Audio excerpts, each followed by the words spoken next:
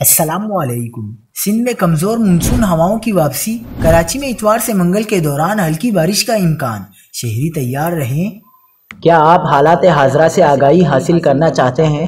خبر کے پیچھے چھپے اصل حقائق جاننا چاہتے ہیں تو ابھی سبسکرائب کیجئے جلمل پاکستان کو اور ساتھ ہی گھنٹی کے نشان پر کلک کر دیں۔ آپ کو بتاتے چلیں کہ خلیجی بنگال میں ایک کمزور شدت کا ہوا کا کم دباؤ موجود ہے۔ ہوا کا کم دباؤ آئندہ 2 روز کے دوران وسطی بھارت تک آ سکتا ہے۔